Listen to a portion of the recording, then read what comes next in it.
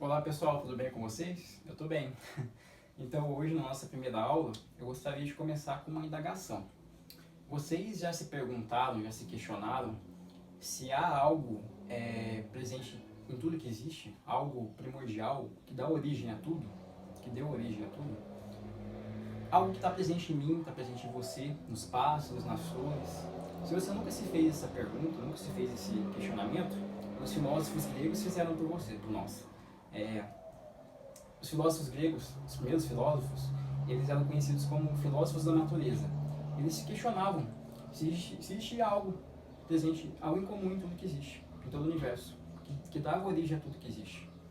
E entre esses primeiros filósofos da natureza, que faziam esses questionamentos, estavam os filósofos Demócrito e Leucipo. Eles sugeriram que existia um elemento primordial, uma partícula tão pequena que ela não é mais divisível. Como assim? Eles acreditavam, por exemplo, se você pegasse uma folha de sulfite e começasse a rasgar ela aos pedacinhos, chegaria um ponto que você não conseguiria mais rasgar. Mas a partir desse momento que você não consegue mais rasgar a folha de sulfite, existia o átomo, que é a partícula, o elemento primordial, o elemento que está presente em tudo que existe. E átomo vem do grego. Átomo, a é o prefixo de negação, não, e tomo, divisível. Então, átomo é aquilo que não é divisível, aquilo que é indivisível. Então, essa partícula é o elemento primordial da folha de sulfite, por exemplo, é algo que você não consegue mais dividir. É algo que está presente em tudo que existe e que você não consegue mais dividir. Mas antes da gente partir para esse início de aula, essa vai ser uma aula rápida, de 10 minutos, que eu vou dar uma introdução para vocês sobre os modelos atômicos, ou atomística. Nas próximas aulas a gente vai se aprofundar mais sobre cada modelo atômico. Mas então, eu acabei de falar, né, sobre modelo atômico. Vocês sabem o que é modelo? Não modelos de televisão, que vocês estão acostumados a ver nas propagandas, em novela. Não, modelo científico. Um modelo científico, ele é uma representação de fatos e fenômenos observados na natureza. Um modelo científico, ele busca representar, entender aquilo que está acontecendo na natureza, aquele fato, aquele fenômeno que ocorre. E muitas vezes, os cientistas, eles não partem desse modelo da cabeça deles. Eu estou aqui sentado e vou sugerir um modelo para alguma coisa. O modelo ele exige observação e ele exige muitas vezes também experimentação. Você tem que ir num laboratório ou você tem que fazer pesquisa para comprovar aquele fenômeno, para comprovar esse seu modelo.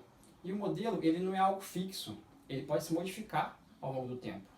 Ele pode sofrer alterações, o modelo ele pode ser acrescentado algo a esse modelo, ou ele pode ser totalmente descartado. De acordo com o desenvolvimento de novas tecnologias, com pesquisas de cientistas, esse modelo ele pode ser descartado, pode ser substituído por um outro modelo. Então o modelo ele não é algo fixo, ele está sempre em alteração, de acordo com o tempo. Então o modelo atômico ele é uma representação do átomo, uma representação daquilo que é primordial, daquilo que está presente em tudo que existe. Mas, depois de Demócrito e Leucipo, que sugeriram a existência do átomo, um outro filósofo muito conhecido chamado Aristóteles, ele não acreditava na existência do átomo. Ele acreditava que tudo que existe era composto por 4 elementos primordiais: terra, água, fogo e ar. Tudo que existe era composto desses 4 elementos. E durante toda a Idade Média, durante toda a história, até o final da Idade Média, essa ideia dos 4 elementos prevaleceu. A Igreja Católica, a Idade Média, os pesquisadores da época acreditavam que tudo que existe era composto por esses 4 elementos.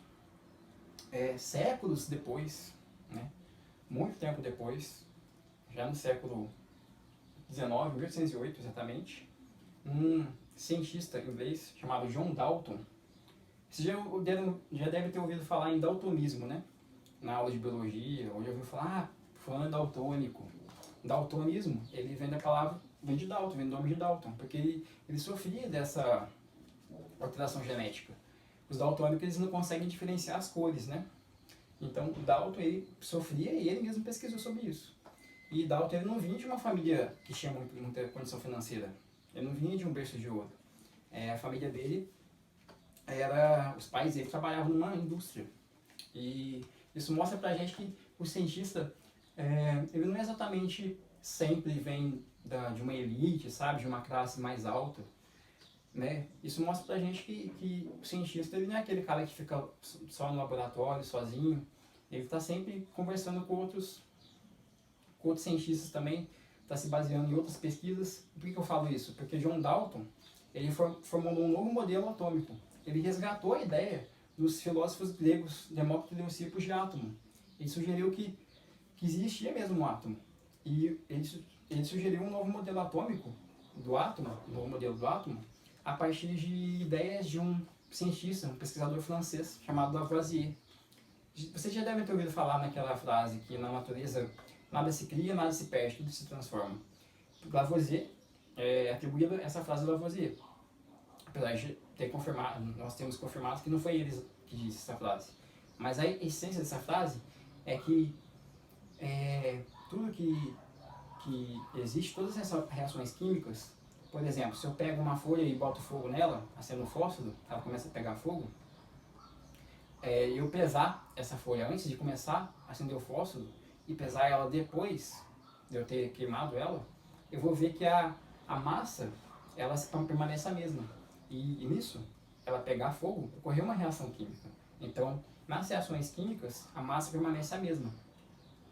E Dalton, a partir dessa observação de Lavoisier de que a massa nas reações químicas permanece a mesma, que a massa das substâncias, que são os reagentes que vão reagir para formar uma nova substância, um novo produto, ela permanece constante, Dalton sugeriu um modelo que considera o átomo presente nas reações químicas.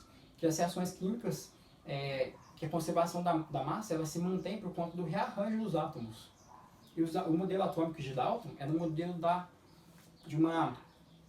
o Dalton considerava o átomo como uma esfera, como se fosse essa bolinha aqui, uma esfera maciça e indivisível. E cada elemento químico, ele continha átomos de diferentes tamanhos, massa. Então o que diferenciava um elemento químico de outro era a massa. Nas próximas aulas a gente vai estudar bem melhor sobre esse modelo atômico de Dalton. Então, só para avançar um pouquinho mais sobre essa introdução dos modelos atômicos, né, da atomística, um outro pesquisador depois de Dalton, também inglês, era o Thomson. Ele chegou a ter contato com as ideias de Dalton. Né? Os pesquisadores eles sempre estão tendo contato com os outros. Estão sempre dialogando, conversando entre eles, discutindo ideias. John Thomson ele vai fazer um novo modelo atômico que leva em conta a divisibilidade do átomo. O que significa isso? Significa que o átomo, para Thomson, ele vai ser divisível. Mas átomo, a palavra átomo não significa que algo não divisível, que você não consegue dividir. Então, como para Thomson ele vai conseguir dividir o átomo? O modelo atômico de Thomson leva em consideração a existência do elétron. A gente vai ver isso nas próximas aulas. Um outro modelo que foi aperfeiçoado, que aperfeiçoou o modelo atômico de Thomson, é o modelo atômico de Rutherford.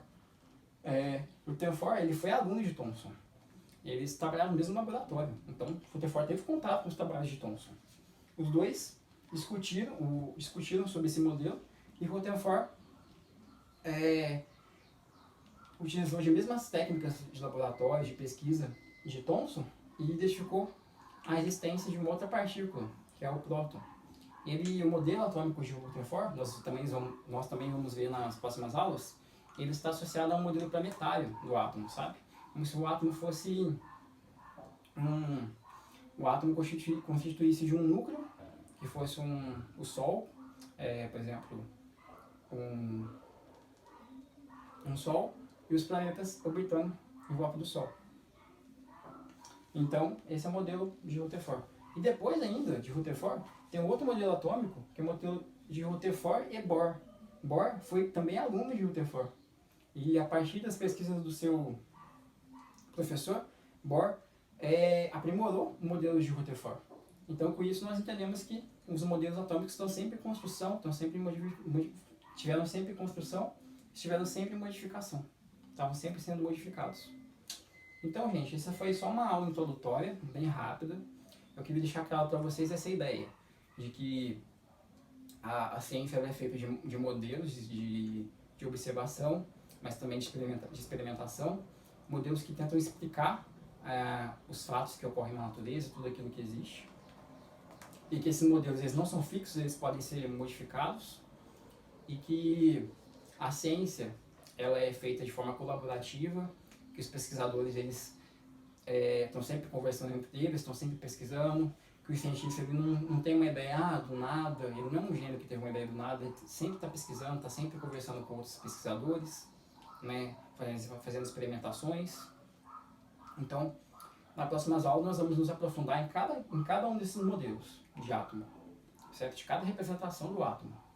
E hoje nós conseguimos sim comprovar que o átomo existe. Apesar do átomo ele não ser totalmente indivisível, não divisível, né? Ele existe, ele explica muitas coisas, muitas reações químicas, ele explica muitas observações que nós vemos na natureza. E a química, ela parte toda do entendimento do átomo. Certo? Então até a próxima aula.